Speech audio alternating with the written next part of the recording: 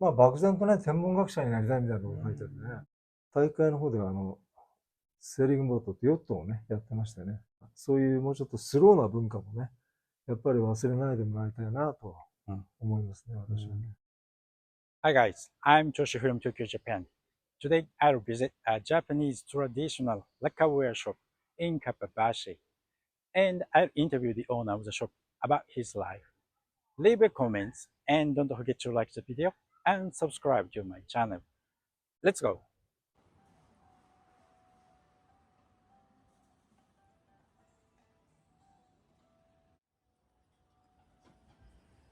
おはようございます。どうもおはようございます。今日はよろしくお願いいたします。そうそう、よろしくお願いいたします。どうも。西山さんにお話をお聞きしたいと思います。よろしくお願いいたします。よろしくお願いします。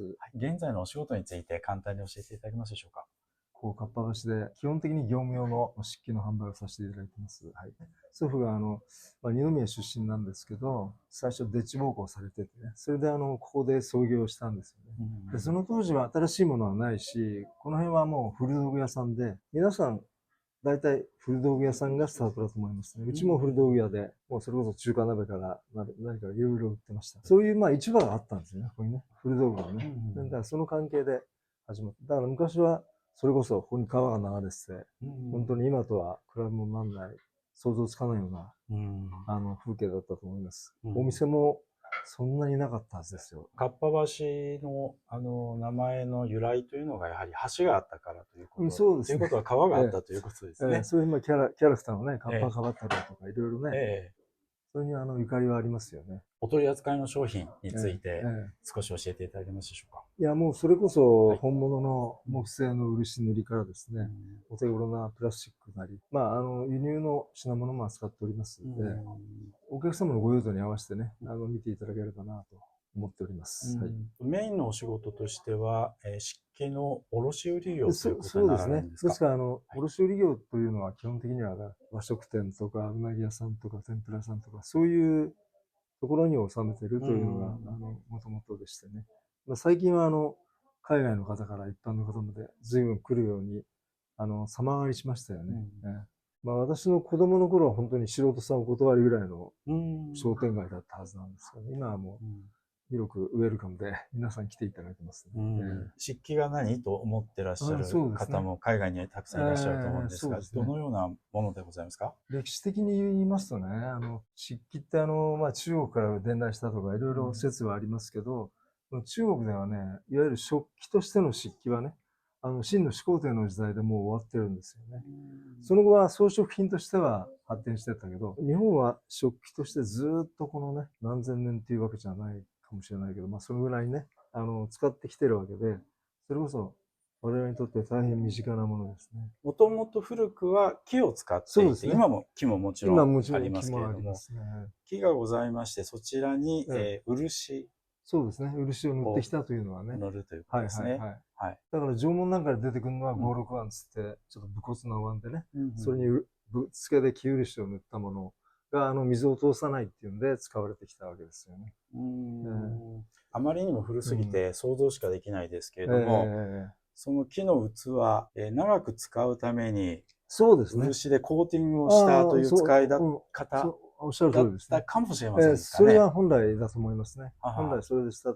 だから、漆はそれこそ接着剤としてもね、いろいろ使われてきたわけですよ。建物を建てる時にも使ってきたし、というのが漆だと思いますね。時代が経つことによって、美しさも兼ね備えた、そうですね。実用性と美術性を兼ね備えたような、そういうものに発展していったわけですね。ということでしょうかね。そうですね。あと漆と言いますと、漆の材料というのはどういうものでございますか？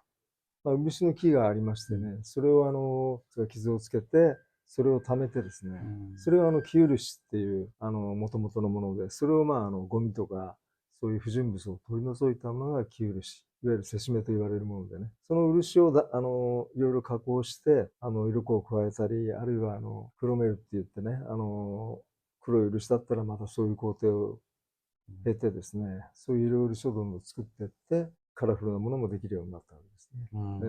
だから非常にね、大変なんですよ。だからやる方もね、まあ、少なくなってきちゃったし、基本的に今、中国からがほとんど輸入なんですよ。で、中国でももう、今こういう時代なんでね、そんな汚い仕事できないっていうんで、どんどん減ってるし、日本の伝統文化を絶やしちゃいけないっていうんで、芸大の先生なんかも中心になって、漆の木を植えるとかですね、そういう運動も続けてるんですよね。どうしても日本のが、品質はいいんですけど、高くなっちゃうから。我々が使うものは、リーズナブルなプラスチックにコーティングされたものが非常に増えてきていて。増えてきてますね。はい。ただ木のいいとこっていうのは、やっぱり熱伝導もね、緩やかですしね、温かいものを、ほのかな温かさで味わえるというところが、陶器とかそういうプラスチックなんかと違うところであってね。で、ぜひ一度使ってみるとその違いがわかるんですよね。で、今現在の、我々の世代も含めてね、飯碗なんかをね、陶器と思ってらっしゃる方が9割以上じゃないかと思うんだけど、それは陶器が非常にリーズナブルにできるようになったんで、それで普及したわけですよね。その前はみんな漆塗りのものを使ってたんですよね。日本人は。ですから一度使ってみていただくとね、よくわかると思いますね。ちょっとこれも想像で、間違っていたら指摘いただきたいんですけど、江戸時代は、白いお米のご飯を、木のお椀で食べていたということですかね。そうです。それは庶民の方も基本的に黒の漆のああいうので召し上がってたんだと思いますね、それは。もう、江戸時代というと遠い昔のようですけど、もう200年弱の、もう、そう思えばね、人類の歴史からすれば、ついこの間のことですよね。そうですね。よくこんだけ変わったもんだなと思いますよね。こちらにもね、とても素敵な。この辺のものっていうのは昔はね、飲食店では、高級店ではよく使ってたもんだと思うんですけど、今はなかなかね、少ないですけどね。特に汁物なんかはね、あったかさがほのかに伝わるし、蓋を開けた時のその香りとかね、それはやっぱり買い難いものありますよね。ちょっとお話を変えました。西山さんのお子様の時のお話なども、人生の一部として語っていただければと思うんですが、ここは浅草、そしてかっぱ橋ということですけど、だいぶ変化もあったと思うんですが、お子様の頃はどのようにして？そうですね、私はね、4人兄弟なんですよ。4人兄弟の末っ子で、上がみんな姉でしてね。で、4番目にやっと男の子が生まれたっていうんで、それこそ祖父は大変喜んでね、お前はうちの3代目だと言うんで、もう子供の頃からだいぶ頭にプリントされていたんで、いずれやるんだろうなぐらいに思ってましたよね。で、特別出来のいい子じゃなかったから、姉は結構優秀だったんですけどね。私はそうでもなかったから、自分ではね、半分ね、よく3回目潰れるとか言うじゃないですか。だからね、ちょっとね、不安な目は持ってましたよね。ただ祖父も父も、祖父はもうすごい期待してるし、おじいちゃんだからどうしてもね、孫は可愛いですからね。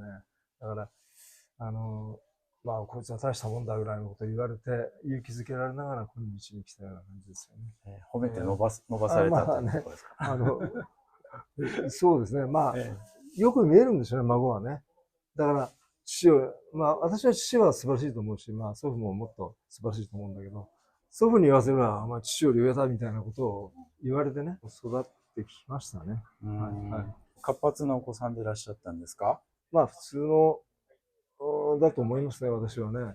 想像するにね。というより早生まれだったから、体でかいのじゃなかったんで、晩晴れるほど喧嘩強いわけじゃないから、それほど活発にはなりきれなかったかもしれないですね。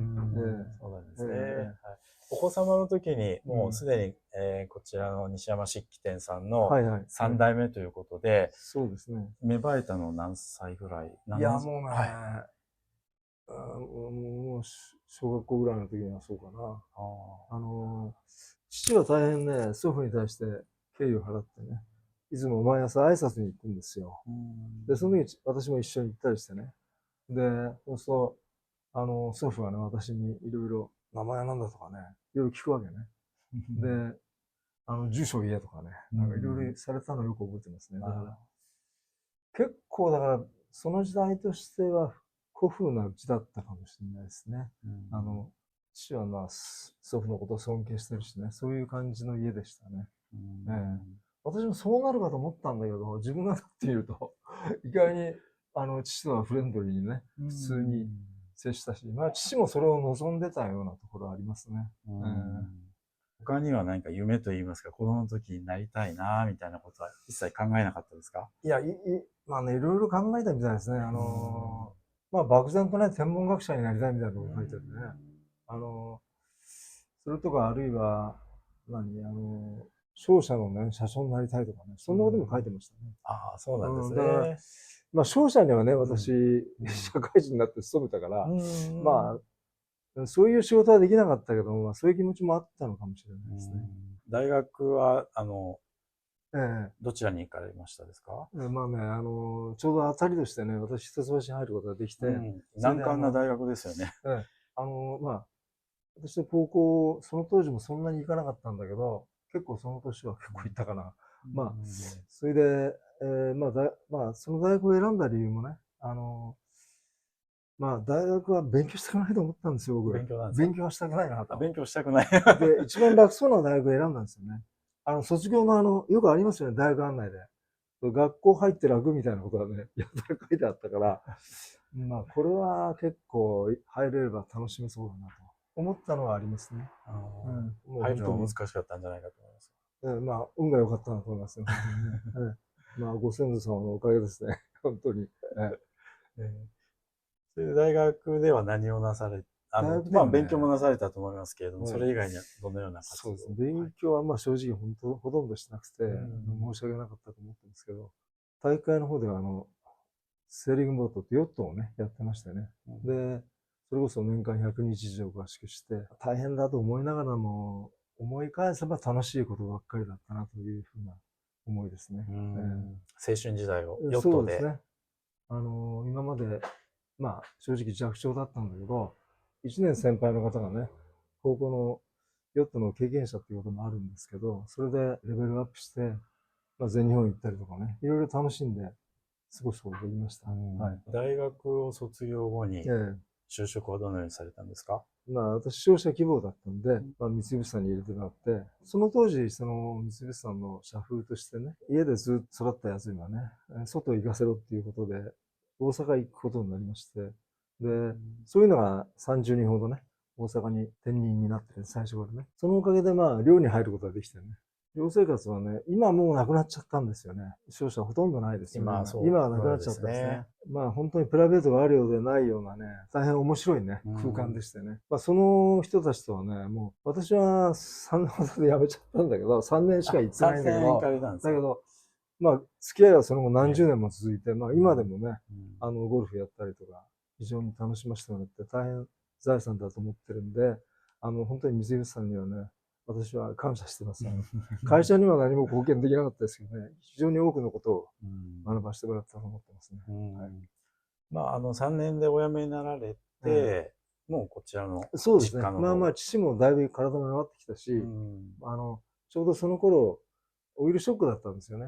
まあ、要するに仕入れた値段よりも、どんどん上がるわけです、仕入れ値がね。そのつもりで買ってると今度、下落が始まるんですよね。だから、買った値段よりも安く売らなきゃいけないっていうような時代になってきたんで、やるんだったらそろそろやんなきゃいけないかなっていうようなことを父が言い出して、まあ、そんなのがきっかけで戻りました。まあ、何ね、貢献できたわけじゃないですけどね。まあ、なんとか今まで、まあ、会社をね、今日まで、まあ、維持させてもらってますけどね。創業からもうすでに108年経っていらっしゃるので、はい。とても長い歴史が終わりですけどね。そうですね。だから、まあね、祖父もまあデッチ奉公から来てね、やってるしね。父はあとは継いだのはいいんだけど、それこそ関東大震災があって戦災だったでしょ。で、関東大震災の頃はまだ祖父は元気だったけど、戦災で何にもなくなった時にはもう田舎に引っ込んじゃってたし、だから、まあ、父はそれこそのっぱらからね、まあ、路上でね、戦後を乗り切ってきたわけですから、まあ、大変激動の時代に生きた、素晴らしいと思ってますよね、私今でも。で、まあ、かっぱ橋、今ね、うちちっちゃくなっちゃったけど、その当時は父は、ここで一番最初に、もう、ビルを建てたんですよね。それもね、親孝行だなと思うのは、祖父がね、本当は父は違うことをしようと思ったんだけど、まあ、そんだけ金があんならここにビル建てる。俺はその上に住んでみたかったっていうね、それがきっかけで建てたんですよね、父はね。だから、どっちが良かったかわかんないですけどね。まあ、池袋に土地を買ってどうのとか言って最初考えてたみたいだけど、まあ、親孝行の父だとは思ってますね、私はね。今108年でございます。はいはいはいこの先は、まあ、現在ね、うちの娘がね、店に入ってくれて、で、娘たちもね、大変店のことを考えてくれていて、まあ、私も元気な限りともかく頑張ろうと。ただね、この業界はやっぱりね、どんどん職人さんも今なくなってるんですよね。それこそ皆さんご存知の主要な産地でもね、まあそこそこやってらっしゃる産地はあるけど、その産地も基本的には職人さんはどんどんいなくなる。高齢化進む。ものをできなくなるということになってきてるんでね。それが非常に問題ですよね。まあそういう意味でもね、一人でも多くの方にね、使っていただいて、価値を分かっていただければね、若い人たちもどんどん入ってくるのかなと思ってますけどね。最後にこれからの西山さんのですね、何か夢、目標があれば教えていただけますでしょうか。そうですね。まあ、本当に夢って言われてもなかなか難しいんだけど、今ね、まあ、たまたま1年ほど前からね、私この東京のね、四季組合の責任者やることになっちゃって、それでよくそういう皆さんとお話しする機会が増えたんでね、思うんですけどね。まあ前から思ってたことですけど、日本人ってすごくほらね、倹約症だし、いわゆる物を大切にする、そういう、まあ、詫びの心はあるしね。だけど、真面目なだけにね、安い方がいいんじゃないかっていうね、感覚になっちゃう。で、合理的な時代だしね。そうすると、器だったら何でもいいじゃないかと思っちゃうんですけどね、それはね、日本人の本来持ってるね、詫びとは違うんですよね。そのね、もう本当にシャレじゃないけど、詫びしいんであってね。やっぱり、その中で自分の気に入ったものをね、大切に使っていくっていう、こういうのって大体時代とともに変わっていくから、その変わっていくのをまた味わえるそういうサビの心を持ってね、そういう、なんていうのか、もうちょっと心がね、そうすると豊かになれると思うんですよ。だから、それをね、取り戻してもらいたいなと思うんですよね。やっぱりどうしても、今スピード時代だから、世の中が変わるのも早いし、こんなかったるいことっていうことになっちゃうかもしれないけど、それは日本人の本来持ったものでね。そういうものがあるからこそね、海外の人はね、来るんだと思うんですよ。人に優しくするのもそうだけど、そういう器を大切にするというね。だから、自分の気に入ったものをそういうふうに使っていく。だから私も自分の飯碗なんかはね、私職人じゃないけど、自分で塗り替えるんですよ。人様にお見せするような綺麗なもんじゃないんだけど、まあ、それはそれなりにね、結構、満足感を持って使わせてもらってるんでね、そういう、ちょっとしたところでね、日本人の本来持ったね、その繊細なね、気持ちをね、皆さんが取り戻してもらいたいなっていうかね、そういうのに憧れて海外の人が来てるような感じもしないでもないんで、そういうもうちょっとゆとりを持ってね、生活の器も考えてもらいたいなっていうのは、思ってますね。海外の人が知ればね、もっとね、やっぱりミステリアスな国だなと思うと思うんですよね、私はね、日本人に対して。組合の責任者として、日本人の心、わびさびの心を、そうですね、そういうのをね、広めていきたいですね。だから、そういうもうちょっとスローな文化もね、やっぱり忘れないでもらいたいなと思いますね、私はね。わかりました。個人的には何か今後の計画とかございますか？いや、そうですね。まあ、ともかくまあ、どこまで元気でいられるかですね。それによって変わってくるけど、まあ、日々、前進はしていきたいと思ってます。もう仕事一筋みたいなところですかね。いや、そうでもないですよね。大体遊び一筋で来てますから、私も。まあ、なんとかね、皆さんに喜んでいただけるようなね、お店になれればなと思ってますけどね。わかりました。本日は西山さんどうもありがとうございました。Thank you for watching How is the video. In this channel, I show you real life in Japan. Let me know what you wanna know about Japanese life, jobs, and culture.